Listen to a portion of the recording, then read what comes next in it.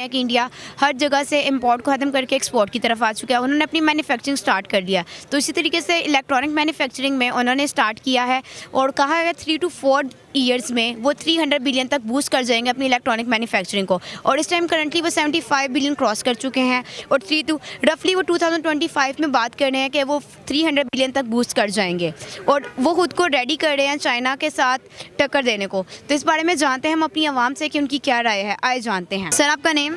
Junaid Ali. Mohammad Rizwan. Okay sir, basically हमारा आज आपसे क्वेश्चन ये है कि आप जानते हैं कि इंडिया हर चीज़ में आगे बढ़ता जा रहा है, हर चीज़ को वो बूस्ट करते जा रहे हैं। तो उन्होंने इलेक्ट्रॉनिक मैन्युफैक्चरिंग की तरफ बात की है। उन्होंने कहा कि 3 to 4 ईयर्स में वो 300 बिलियन तक बूस्ट कर देंगे अपनी इलेक्ट्रॉनिक मैन्युफैक्चरिंग को। तो इस चीज़ को आप कैसे देखते हैं? फ़िलहाल तो हमारे पास अगर हम कंपैरेटिव एनालिसिस निकालें ना, तो उनके और हमारे आर्किटेक्चर में बहुत डिफरेंस है, एजुकेशनल सिस्टम में हमारे बहुत डिफरेंस है। वो जो काम कर रहे हैं, वो जिस तरह से डेवलपमेंट कर रहे हैं, ऑलरेडी उनके पास प्रोवाइडेड नॉलेज थी। यूनिवर्सिटीज़ उनके पास बहुत टाइम से पहुंच चुकी थी आईटीज़ की। अब सबसे ज़्यादा वो जो रेवेन्यू जनरेट कर रहे हैं, 2 ही फील्ड्स हैं उनके पास, आईटी है या फिर मूवीज़ हैं, ठीक है। और अगर आप आईटी में देखें तो उनके पास ऑलरेडी बहुत टाइम पहले आ चुका था नॉलेज। वो यूनिवर्सिटीज़ थी उनके पास जहाँ पे वो सब पढ़ाया जाता था, समझाया जाता था। वो हमारे पास अब आके नस्ट और 3-4 यूनिवर्सिटीज़ हैं, उनके नेम्स हैं कि वो अब पढ़ा रही हैं उस लेवल के ऊपर। तो हमारे पास पहले तो एजुकेशनल सिस्टम नहीं होता, दैन हम फिर डोंकी प्रोड्यूस करते हैं। बेसिकली हम क्रीप्स प्रोड्यूस कर रहे हैं, हम कुछ भी ऐसा प्रोड्यूस नहीं कर रहे जो फ्रूटफुल हो, ठीक है। हम सिर्फ और सिर्फ वो 9 to 5 जॉब्स वाले ही जिन्हें लोग प्रोड्यूस कर रहे हैं। कुछ भी क्रिएटिविटी नहीं, कुछ भी नहीं है हमारे पास। फ़ायदा तो इन लोगों को बहुत ज़्यादा होगा क्योंकि ये लोग बिल्कुल बहुत आगे जा रहे हैं और इन लोगों की टेक्नोलॉजी भी बहुत आगे जा रही है और बिल्कुल इस पर कोई शक नहीं है कि ये लोग चाइना से टक्कर ले रहे। हमारे पाकिस्तान में इतनी फिर टेक्नोलॉजी नहीं है, वहाँ की जो है उन लोगों की फिर और यूरोप के साथ बहुत अच्छा ताल्लुक़ है, जो वहाँ वो लोग इंपोर्ट एक्सपोर्ट कर सकते हैं। और ख़ासकर चाइना लोगों के साथ इन लोगों की वैसी भी दुश्मनी है, हर चीज़ में, टेक्नोलॉजी में भी है और बहुत सी चीज़ों में है। सर 300 बिलियन तक बूस्ट करना एक बहुत बड़ी अमाउंट होती है और उसको उन्होंने बूस्ट करने की बात की है। तो देखिए वो कर सकते हैं, आपको लगता है वो कर सकते हैं? हाँ कर सकते हैं। क्यों?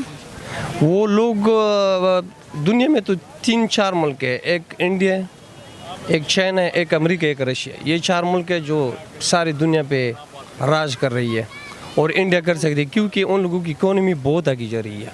लोग देख रहे हैं, हर चीज़ लोग देख रहे हैं, इंडिया बहुत आगे जा रही है, इस पर कोई शक नहीं। उनका एजुकेशन सिस्टम बहुत अच्छा है, आईटी टेक्नोलॉजी। हाँ बिल्कुल एजुकेटेड वो लोग, हर कोई वहाँ पे हर कोई बंदा एजुकेटेड है। डेफिनेटली इसके बगैर मुल्क चल ही नहीं सकता। अगर सारी चीज़ें इंपोर्ट करेंगे तो बाद में आप कहेंगे कि डॉलर महंगा होगा, डॉलर तो महंगा होगा फिर। सर हम तो हर चीज़ ही इंपोर्ट कर रहे हैं। हाँ तो ऐसा ही है, इसी वजह से हम मसले में फंसते हुए।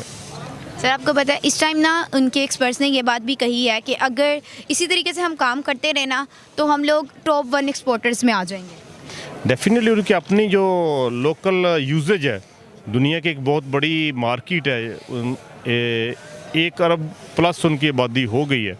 तो वो खुद इतने बड़े यूज़र हैं, अगर वो सारी चीज़ें बाहर से लेंगे वो तो पाकिस्तान तो फिर चल रहा है, वो तो चल नहीं सकता। उनकी मजबूरी है, वो सारी चीज़ें पैदा करेंगे और वो कर भी रहे हैं बड़ी स्पीड से। यही वजह है कि उनका रुपया हमारे मुकाबले में ज़्यादा स्टेबल है।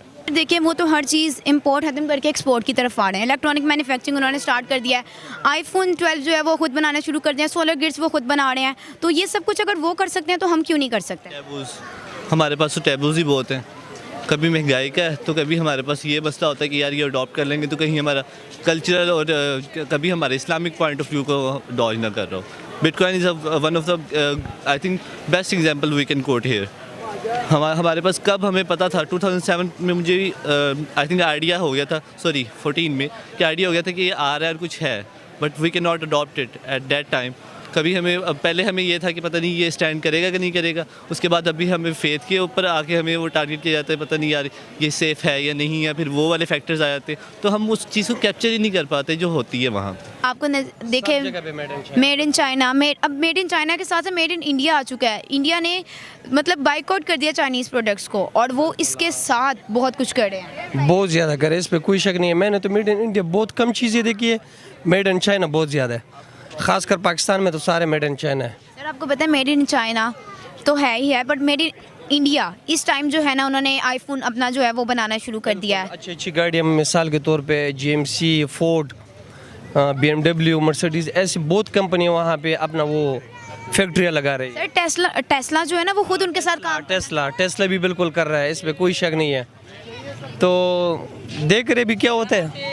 तो आपको लगता है कि इंडिया इंशाल्लाह 3 to 5 years 4 years में 300 बिलियन तक बूस्ट कर जाए? बिल्कुल वो कर सकता है, इसमें कोई शक नहीं है। 300 बिलियन एक बहुत बड़ी अमाउंट होती है और इसको बूस्ट करने की उन्होंने बात की, तो आपको लगता है वो कर जाएंगे? आराम से कर लेंगे, अगर इसी उस पैटर्न पे चलेंगे तो आराम से कर देंगे। बाकी वैसे भी हमारे जैसे लोग वहाँ पे भी हैं, तो हमें डरने की ज़रूरत नहीं है, हम भी उनके साथ साथ ही चल रहे हैं। सर वो हमसे बहुत आगे हैं। बट स्टिल उनके भी पास यही प्रॉब्लम्स हैं, लेकिन वो उसको ओवरकम अच्छे तरीके से कर रहे हैं।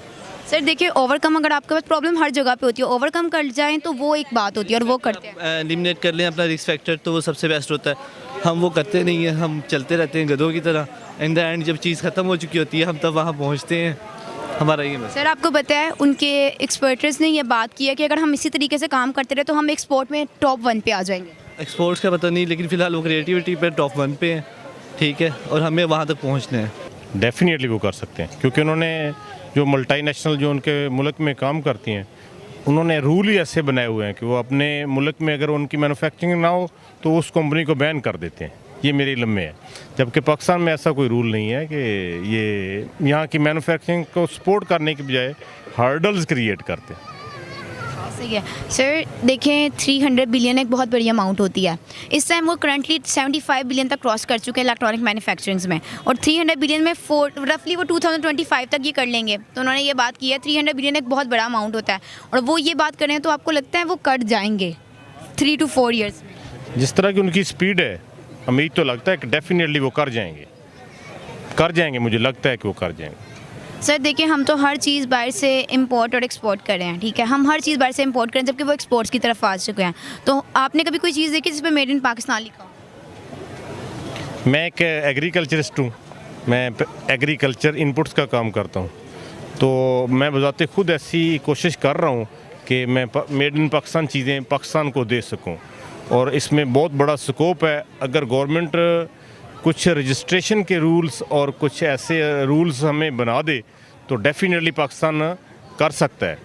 लेकिन यहाँ ये है कि लोग पसंद भी नहीं करते, चाहे पाकिस्तान की बनी हुई चीज़ भी हो तो उसको कहते हैं ये चाइना की चीज़ है। मेरा आपसे क्वेश्चन ये है कि जैसे कि आप जानती हैं कि इंडिया अपनी इंपोर्ट को कम करके हर चीज़ में एक्सपोर्ट कर रहा है, ठीक है, और ख़ुद वो अपनी चीज़ें मैन्युफैक्चर करता जा रहा है। तो उन्होंने इलेक्ट्रॉनिक मैन्युफैक्चरिंग के लिए ये बात की है कि 3 to 4 years में इंशाल्लाह, मतलब 3 to 4 years में वो 300 बिलियन तक बूस्ट कर देंगे अपनी इलेक्ट्रॉनिक मैन्युफैक्चरिंग को। तो इस चीज़ को आप कैसे देखती हैं? मुझे लगता है आई थिंक इंडिया कर जाएगा।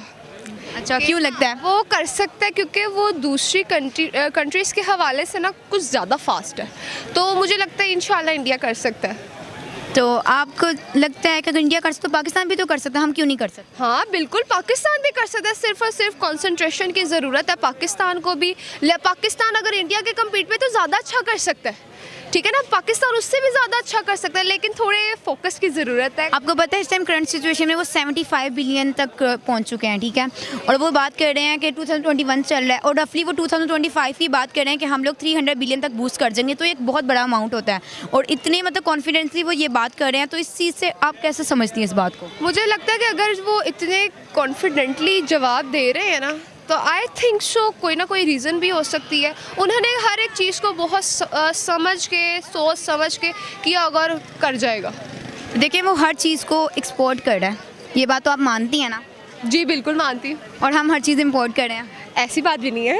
आप बताएं मेड इन पाकिस्तान कोई चीज़ देखी है? इंशाल्लाह तवक्को अच्छी रख सकते हैं, मेड इन पाकिस्तान ज़रूर है।